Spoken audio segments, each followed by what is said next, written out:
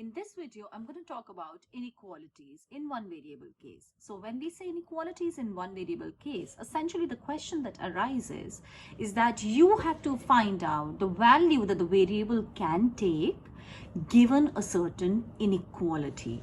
So what the question is, the question would always be that you'll have to find in the scenario the value of the variable, or the value that the variable can take of the variable in concern, whatever variable is in concern, that variable, the value of that variable satisfying some inequality. It's very important to understand these inequalities because these type of calculations are extremely important specifically in functions when you're analyzing any kind of function. So I'm gonna teach you this particular topic taking certain examples. So suppose we have an example wherein we need the value of x is, or the question is that what all values of x will satisfy 5 upon x greater than x minus 4. So how to solve this? So 5 upon x greater than x minus 4 basically means that 5 upon x minus of x minus 4 would be greater than 0 if I take everything to one side, right? This is greater than 0. I can take LCM here. So I will get 5 minus x into x minus 4 whole thing upon x should be greater than 0. So which means we're saying 5 minus x square and plus 4 times x whole thing upon x is greater than 0. Now what we have is a fraction form, a quotient form. So you have a numerator and a denominator. When is this form positive or greater than 0? It's greater than 0 when either both numerator and denominator, they're greater than 0, or both are negative, or both are less than 0. That will also give you greater than 0, right? So using that logic, we'll have two cases here. Either this will happen or this will happen, and those x's will satisfy this condition.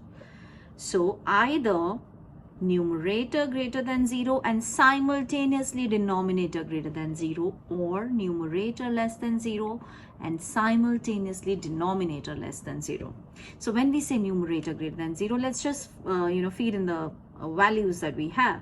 So 5 minus x square plus 4x greater than 0. At the same time, x should be greater than 0. Or what we have here is 5 minus x square plus 4x less than 0 and simultaneously x less than 0. So what we need to actually solve for is this quadratic that we have here. So I can actually write it down as x square if I take minus sign common. So it will become, or to be more precise, if I take minus common, so this becomes minus of x square minus 4x minus 5, right? If I just take minus common greater than 0, and since you have minus here, so that means x square minus 4x minus 5 should be less than 0. And of course simultaneously x is greater than 0, okay? But I'm just considering this part right now. So this means, just solve this. So you'll have x square minus 5x minus x plus x minus 5 less than 0. You can factorize. So you can easily factorize out here. So it's going to be x into x minus 5 plus 1, x minus 5 less than 0. That means the factors that I have, x minus 5 into x plus 5 less than 0. And of course, the whole thing is coming along with x greater than 0. So we'll attach that later on, okay? So let's see what x's will satisfy this. Now this is product of two factors, and we are saying the product is negative. When is product of two numbers negative? When one number is positive and one is negative. So the same thing holds here. So that means you will have to take two cases out here, and the cases would be x minus 5 greater than 0, x plus 1 less than 0, or else x minus 5 less than 0, x plus 1 greater than 0. So this means x greater than 5, and this means x less than minus 1. This means x less than 5, and this means x greater than minus 1. So what numbers will satisfy the condition that the number is more than 5 and also it's less than minus 1? Can there be any such number? Absolutely not. So there is no such x. This case is not possible. There is no such x which will be more than 5 and lesser than minus 1. So that's not possible. But yes, you can have x's which are more than minus 5 and less than 5. So that would be all the x's belonging to the open interval minus 1 to 5. Right? And along with this, you still have this additional condition. So the story doesn't end here. Along with it, you have that x should be greater than 0, strictly greater than 0. So if you try to see what x's will satisfy all these conditions, the conditions, one condition I'm getting is that from minus 1 to 5, open interval, and then one condition I have that 0, everything more than 0. So what are those x's which will satisfy everything? The x's which are on the right of 0. That means combining these two things, you will get from open 0 to 5. Remember, here the inequality was strict inequality everywhere. That is why you do not have any closed interval. It is open interval. Open interval means that the endpoints are not included. And we're not including them because we did not have equality anywhere out here. Okay? So what you get from this side is that all the x's belonging to open 0 to 5 are good x's. They will satisfy this inequality. Okay, but the story doesn't end here because we have another case. What if x is less than 0 and simultaneously 5 minus x squared plus 4x is less than 0? So we will work on that. So which basically means I can take it as, I can take minus sign common, and we're talking about x squared minus 4x minus 5 being less than 0, and of course simultaneously that thing goes on, x is less than 0. I'm not just writing it right now, I'm going to add it up later on. Okay, so minus sign is common, so in inequality, your inequality will change. So this means that x squared minus 4x minus 5 should be actually greater than 0. Okay, so this is greater than 0. You can again factorize. It's exactly the same exercise, so I'm not going to do the repetitive thing, but I know the factors that I'm getting is x minus 5, x plus 1, and this time this product should be greater than 0. And when is product of two numbers greater than 0, or product of two factors greater than 0? When both are either positive or both are negative. So we will consider both the cases, both positive, both negative out here. So I'm going to take up the two cases. The two cases are both positive or both negative. So one case would be that x minus 5, and remember all this is coming with x is less than 0. X is less than 0 is a condition that goes together, and I'll add it up later.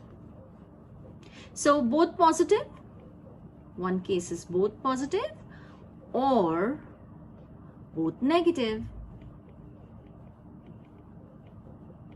So x minus 5 is greater than 0. That means all the x's that are greater than 5, and x plus 1 is greater than 0. That means all the x's that are greater than minus 1.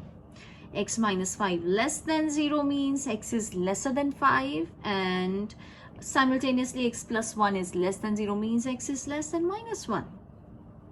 So when we say x is between, x is more than 5 and more than -1, so what x's will satisfy this?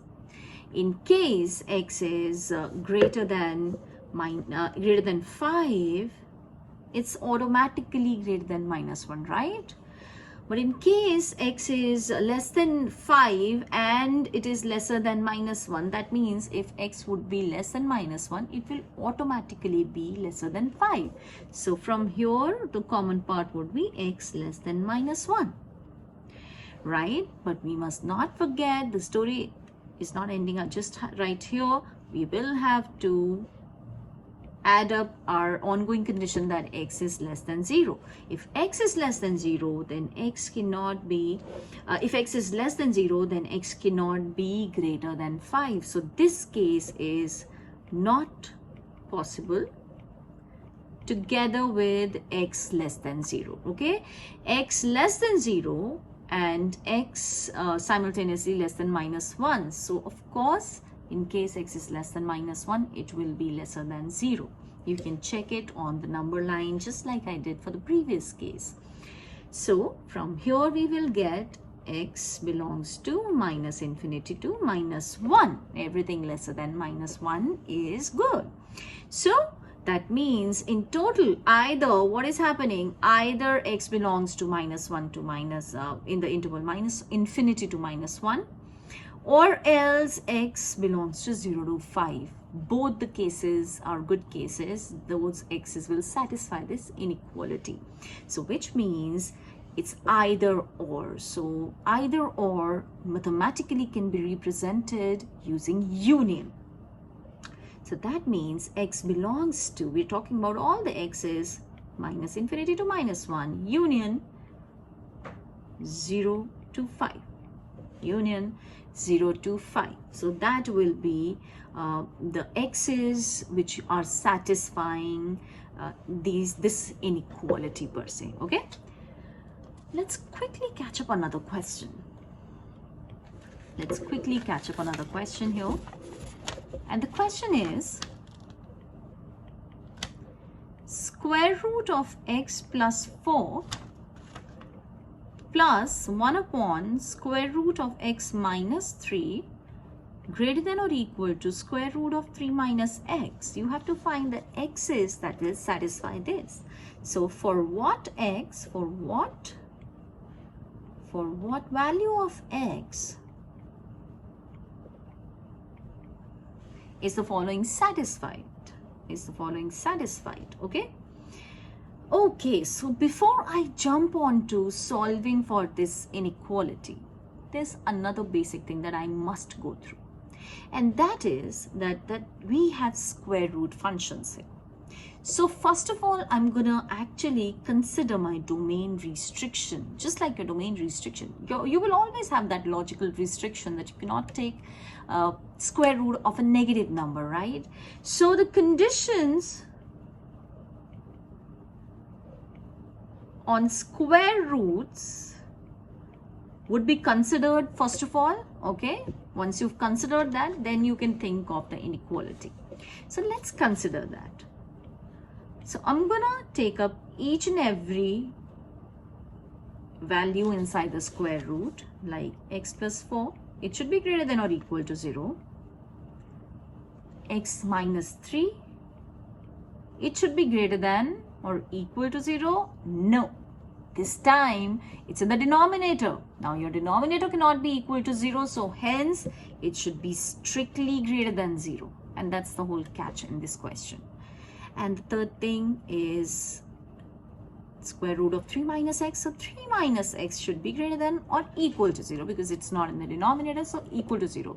You can take square root of 0, which turns out to be 0. But it's just that in case of 1 upon square root x minus 3, it's 1 upon. So this term is in the denominator. Because it's in the denominator, I cannot have 0 in the denominator, right?